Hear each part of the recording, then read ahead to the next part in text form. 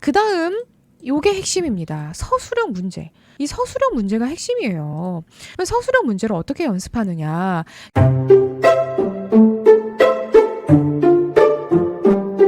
안녕하세요. 더플랜 김민정입니다. 고1 첫 시험 수시냐 정시냐를 결정한다 라고 하시면 믿으시겠어요? 네, 정말 맞아요. 내신 성적이 대입의 절반을 결정하는 시대에 살고 있습니다.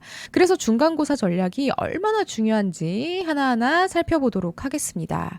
고1 내신 당연히 중요하죠. 이런 이유 때문에 중요합니다. 1학년 1학기 첫 중간고사 아이들이 미흡합니다. 중학교에서 고등학교 올라오는 시험을 처음 봤기 때문에. 그렇지만 그 미흡함 대학에서 봐주지 않습니다. 1학년 1학기 중간기말 1학기 성적으로 딱 성적 누적해서 들어갑니다. 당연히 내신 중요하죠.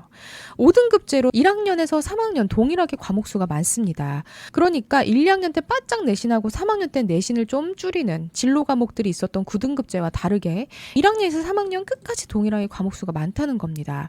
그래서 대학에서도 정시에서 내신 반영하는 대학이 늘고 있다라는 거죠. 내신은 너무너무 중요합니다. 학부모님들이 조금 헷갈려 하실 부분들을 가지고 왔어요. 내신 등급이 이렇게 5등급제 되죠. 전체 비중은 이렇게 되고 상위 누적 비율, 그러니까 66%가 넘어가면 원하는 대학을 가기는 어렵죠.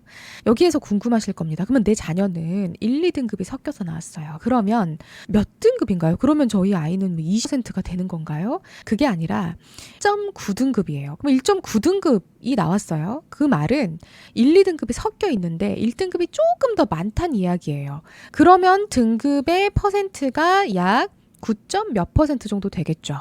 그 얘기입니다. 그러니까 예전으로 비하면 2등급 때 정도 된다는 거겠죠.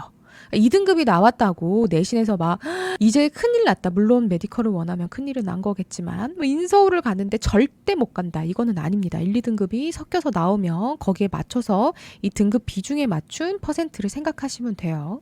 그래서 이 중간고사 어떻게 준비해야 되냐. 원래는 내 자녀는 거의 중학교 때 준비를 안 하고 봤었다. 이러신 학부모님 꽤 있으실 겁니다. 또 선행하느라고 학생들이 내신 준비를 또 많이 안 했을 거예요. 그러면 언제부터 시험 4주 전부터 하면 되나요? 언제부터 해야 되나요? 제가 정확하게 딱 잘라 말씀드리겠습니다. 내신 관리는 습관이 중요해요. 그러니까 지금부터예요. 학기가 시작하면 그때부터 내신 준비가 시작인 거예요. 그렇다면 이제 첫 중간고사 그다음 지금 내신 하고 있는 학생들 학부모님들 그러면 내 자녀는 무조건 수시로 해야 되나? 수시로 일단 생각을 해야죠. 그런데 내 자녀가 어떤 유형이신지는 한번 파악하실 필요가 있을 것 같습니다. 내신에 좀 유리한 학생과 정시가 유리한 학생이 있기는 해요. 모든 학생이 내신에 유리하진 않습니다. 학습 스타일이 여기도 꾸준한 내신 관리 제가 강조드리고 있어요. 습관이 잘 들여진 학생, 드는 것이 가능한 학생은 확실히 수시가 유리합니다. 그리고 비교과 활동 부분들이 앞으로 5등급제에서 너무 필수적이지만 그걸 정말 못하는 학생이 있어요. 그런 경우에는 정시가 조금 더 유리하겠죠. 그리고 시험에서 이 서술형, 면접, 수시에서는 아무래도 학생들의 면접 부분들이 훨씬 정시보다 강화되어 있습니다. 그리고 선생님들이 아이들을 변별시키시기 위해서 서술형을 대부분 내시죠. 단답형과 서술형은 다릅니다. 문제의 답만 딱 써서 내는 단답형은 학생들이 보통 잘 하는데 있는 것 없는 것 싹 다 끌어서 논리적으로 작성해야 하는 이 서술형의 연습은 확실히 내신에서 잘한 학생과 미흡한 학생들이 있어요. 글씨 완전히 악필인 친구들 있죠. 네. 고민이 좀 됩니다. 연습을 해야 돼요. 그리고 대학별 전형 부분들도 당연히 수시에서는 많은 전략들이 필요합니다. 그것들에 대한 것도 유리하고 불리하고가 확실히 존재하는 전형인데요. 그렇다면 내신 준비할 때 습관도 습관인데 뭐부터 해야 될까요? 라고 생각하실 겁니다. 첫 번째는 내 자녀가 다니고 있는 학교의 기출문제를 분석해야 하죠.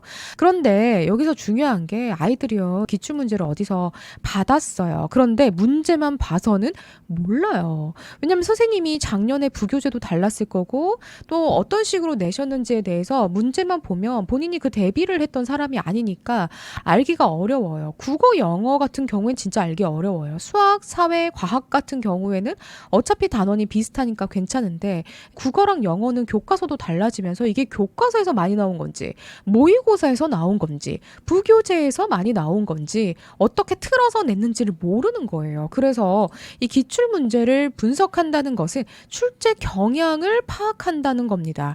이걸 꼭 체크를 하셔야 해요. 그래서 저희는 이렇게 학교별로 이 출제 경향을 모두 다 영상으로 찍어놨습니다. 필요하신 분들은 참고하셔서 영상을 보신다면은 첫 번째 기출 문제 분석을 제대로 하실 수 있겠죠. 그 다음 요게 핵심입니다. 서술형 문제. 이 서술형 문제가 핵심이에요. 아이들이요, 단답형처럼 쓴다고요. 그러면 점수가 엄청 깎여요. 그러면서 등급이 바뀌는 겁니다.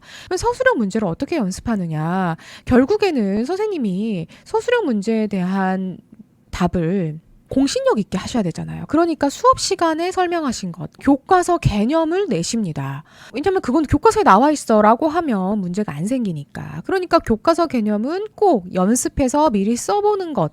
근데 이거를 시험 범위가 있으니까 각 과목별로 그냥 써보기만 하면 안 돼요. 그러니 제가 학기 시작부터 시험 기간이다라고 말씀을 드린 게 이 복습 루틴을 통해서 서술형 연습을 해야 합니다. 학교 복습 겸 문제를 계속 누적해서 만들어 놓는 거예요. 그걸 누적해서 서술형 문제를 암기하는 겁니다.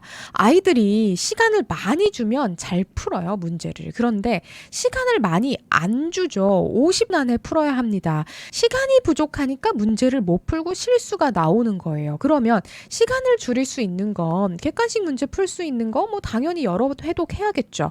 그런데 서술형 문제를 얼마만큼 빠르고 정확하게 바로 나와서 쭈루룩 쓰느냐가 이 내신 점수에서 상당히 중요한 역할을 한다는 겁니다. 지금부터 수업 시간 복습 루틴 만들어서 교과서에 나와 있는 용어로, 그리고 수업 시간 선생님 말씀하신 용어로 기반으로 문제를 만들고 그걸 외우는 게 정말 중요합니다. 그래서 이 첫 중간고사의 핵심 준비하는 내용들까지 안내를 드렸고요.